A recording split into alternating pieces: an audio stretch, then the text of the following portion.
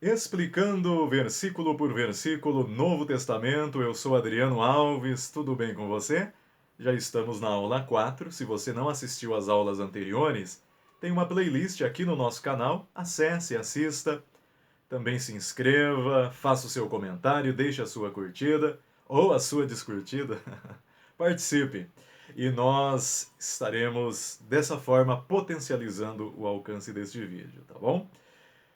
Nós vamos agora fazer a leitura. Já estamos no capítulo 2 de Mateus. Vamos lá. Tendo Jesus nascido em Belém da Judéia, em dias do rei Herodes, eis que vieram os magos do Oriente a Jerusalém. Vamos falar primeiro de Belém. Belém significa casa do pão, porque era uma região onde a agricultura, principalmente as plantações de trigo, eram prósperas e abundantes, e ela recebeu essa designação, esse nome Belém, casa do pão. Tradução do nome Belém, que é um nome em hebraico, que significa casa do pão.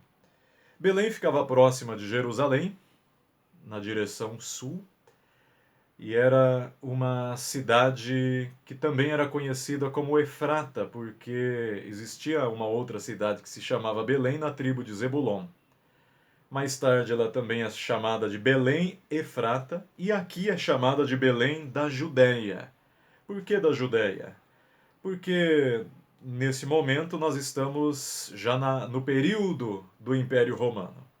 E os romanos dão este desígnio, os romanos dão este apelido, porque a faixa territorial que abrangia esse lugar era equivalente aproximadamente à antiga tribo de Judá.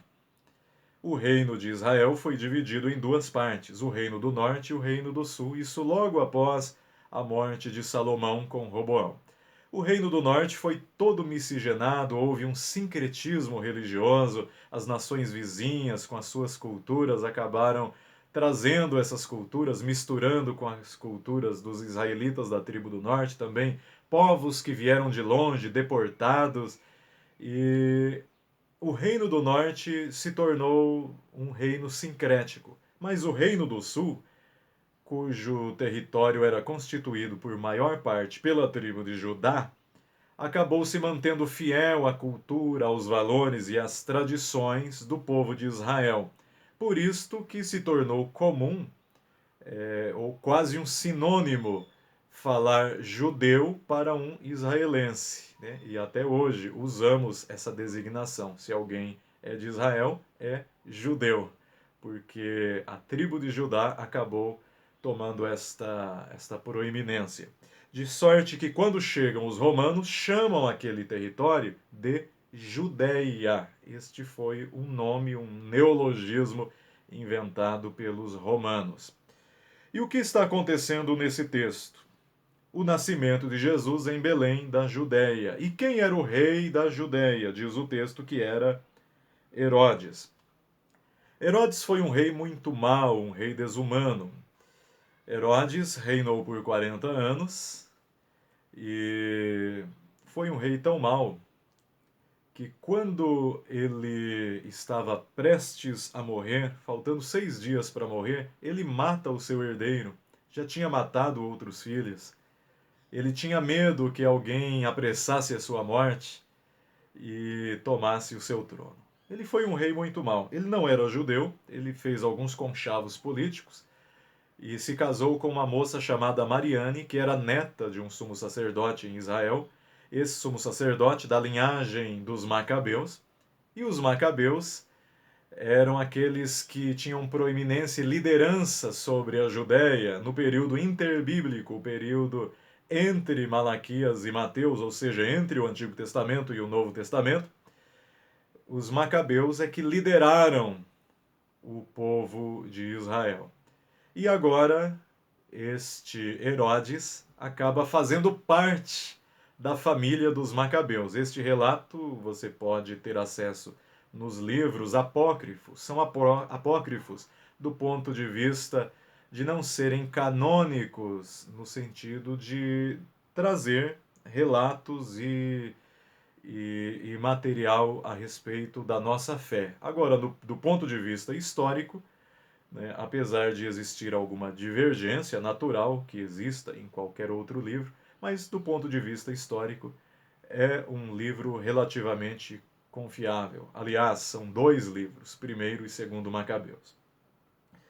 E conta então essa história. E Herodes acaba se tornando parte da família dos Macabeus sem ser judeu. Ele acaba se tornando parte através do casamento. Ele era filho de um moabita com uma árabe. E era um homem tão mal que a história diz que a esposa que ele mais gostava era essa moça chamada Mariane, que ele matou. Ele matou também os seus filhos. Ele matou, como nós vamos estudar nas aulas posteriores, todos os meninos de Belém de 2 anos para baixo, tentando matar o Messias ou ungido, que, segundo as profecias e segundo os magos do Oriente, teriam ali nascido. E naquele momento, Herodes comete esta atrocidade, mas já havia cometido muitas outras atrocidades terríveis durante a sua vida. Era um homem desumano, era um homem cujo coração estava tomado de completa desumanidade. Era um não humano, era um desalmado. Aliás, ele retrata muito bem como estavam as pessoas nos seus dias, porque cada povo tem o líder que merece. E um líder, normalmente, é o retrato das suas massas que o seguem. De forma que realmente eram tempos terríveis. Basta olhar para Roma, o que os imperadores romanos praticavam eram coisas desumanas e inimagináveis. De sorte que é justamente isto que Jesus vem fazer. Jesus vem pregar a humanização dessas pessoas, porque o ser humano foi feito à imagem e semelhança do seu Criador e foi deturpado por causa do erro, por causa do pecado. Pecar é errar o alvo. Explicamos isto na aula passada, que Jesus vem salvar o seu povo dos seus pecados. Portanto, meus queridos, ao olhar para este texto, percebemos que o rei Herodes estava dominando toda esta faixa territorial. E agora acontece um fato importante. Chega em Jerusalém uns magos vindos do Oriente. O que vieram fazer estes magos?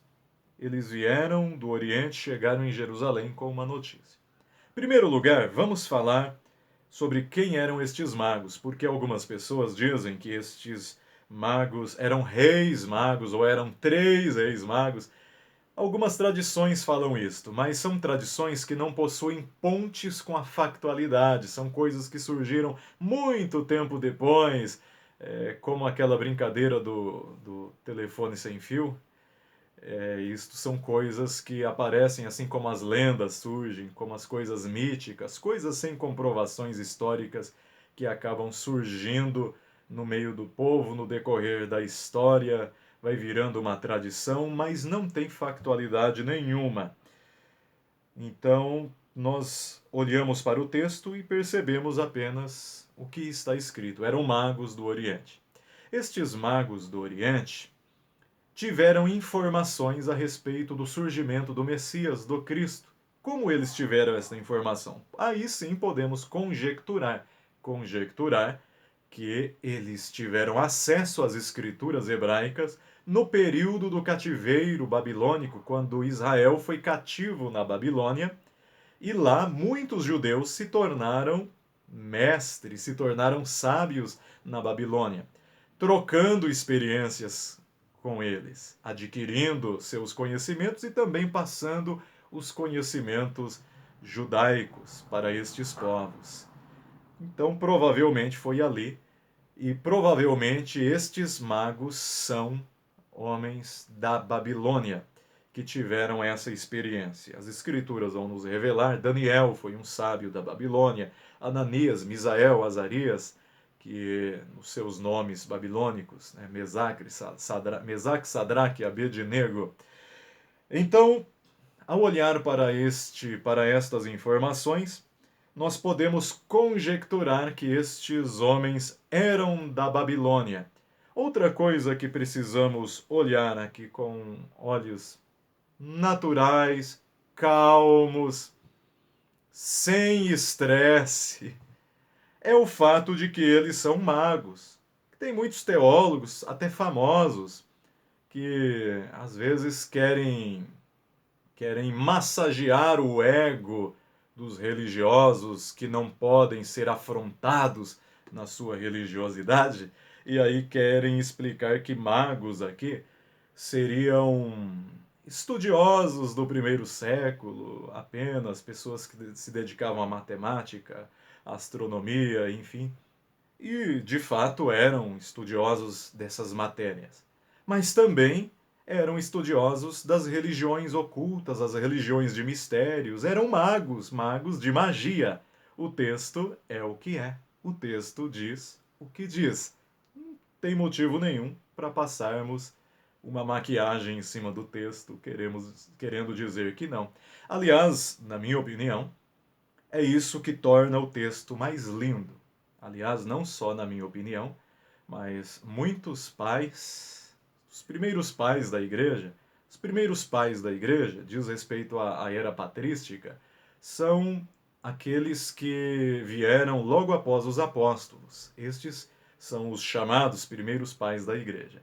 Eles entendiam e ensinavam que estes magos, apesar de toda a sua magia, apesar de todas as suas crendices, de estudar a astrologia, de estudar as religiões ocultistas, enfim, apesar de tudo isto, eles estavam naquele momento de posse de uma convicção que aquele era um momento especial e que estaria acontecendo uma coisa no mundo que traria uma revolução, uma disrupção, traria uma nova história, uma nova ordem, uma luz tão grande, tão ofuscante, que ofuscaria a parca luz das suas magias, das suas crendices, daquilo que eles achavam tão grande, se tornaria tão pequeno diante da luz dessa coisa nova que estava para surgir.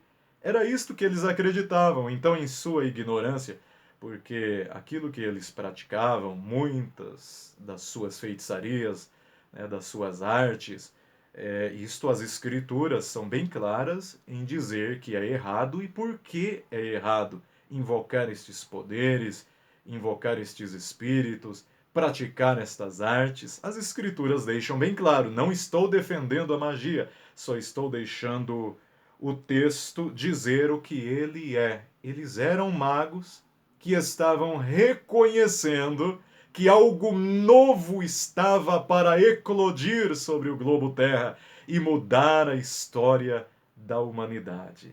Eles olham para fenômenos da natureza, eles olham para as escrituras hebraicas, eles olham para o céu, eles contemplam coisas maravilhosas e eles acabam chegando a essa conclusão que a profissão deles estava fadada a acabar ali mesmo. De fato, eles tiveram uma grande proeminência desde 500 anos antes de Cristo, e quando chega o Evangelho, começa então a ver o declínio, né, da proeminência desse tipo de atividade no mundo, que permaneceu até 200 anos depois de Cristo, mas não com a mesma intensidade, até se apagar de vez e se encontrar aí muito pouco hoje sobre a face da Terra no sistema ou da maneira que se encontrava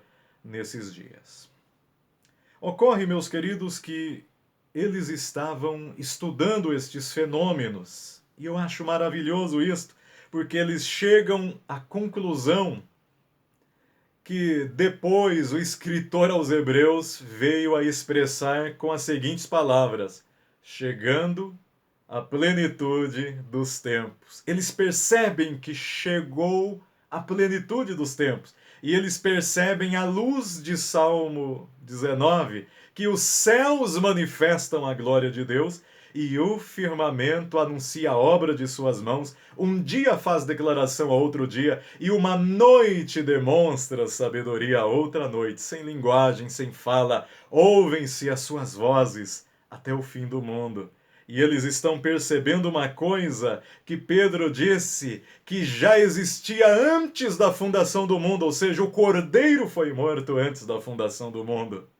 Eles estavam falando de algo especial, de uma providência de Deus, que foi providenciada antes de existir a nossa dimensão temporal. O nosso espaço-tempo não havia sido criado, mas Deus já havia decidido se doar em prol da nossa redenção, da nossa vida na presença dele antes mesmo da fundação do mundo. É isto que estes homens estão enxergando. Eles estão enxergando a plenitude dos tempos, eles estão enxergando uma coisa maior, eles estão enxergando um momento especial que marcaria a história, que racharia a história, que dividiria a história em antes e depois de Cristo.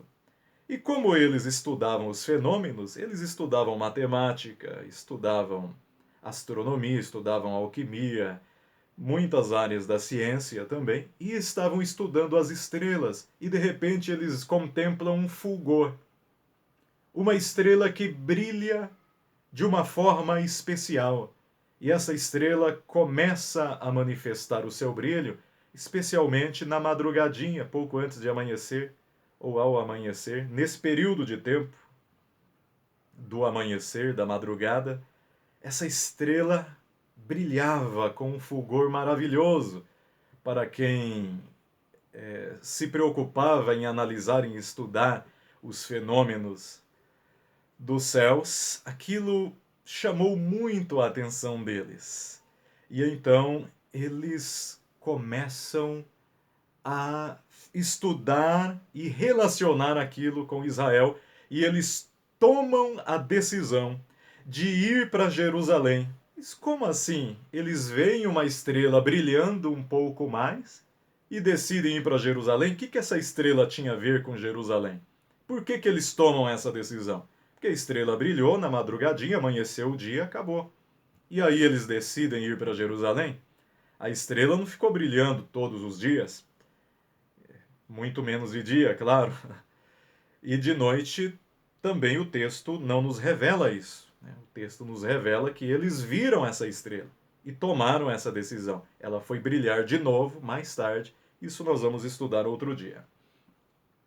Então, o que fez com que eles associassem esta estrela ao povo de Israel? Nós vamos estudar que no momento em que eles tiveram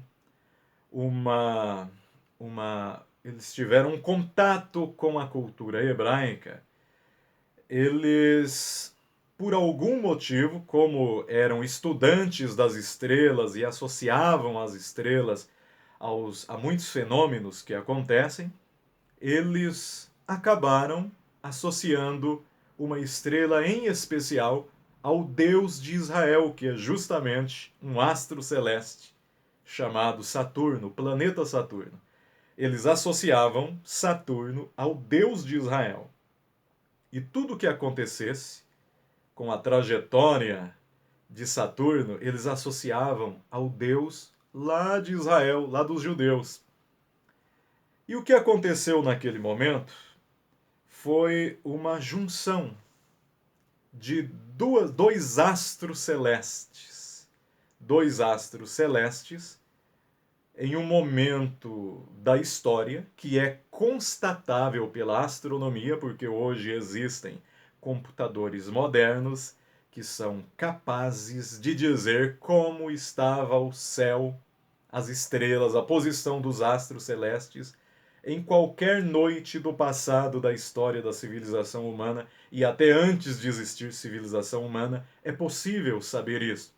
Isso é uma coisa que já passou da obviedade. É claro que se alguém não quiser acreditar nisso, paciência. Existem muitas teorias da conspiração e muitas pessoas que negam a ciência paciência por isto, né? Mas, né, não é o meu dever aqui estar discutindo isso, só estou apresentando estes relatos. E de acordo com esses relatos, realmente houve um fenômeno dessa forma, em um momento especial, em uma hora especial, em um dia especial, em um mês especial, em um ano especial, que foi 7 a.C., justamente batendo com os relatos das Escrituras, batendo com o relato aqui de Mateus, e é o momento que eles veem aquele brilho maior, é o momento em que eles contemplam estes dois astros celestes, visivelmente, do ponto de vista de quem estava na Terra, eles contemplam a luz desses dois astros muito próximas, de forma a formar um fulgor maior.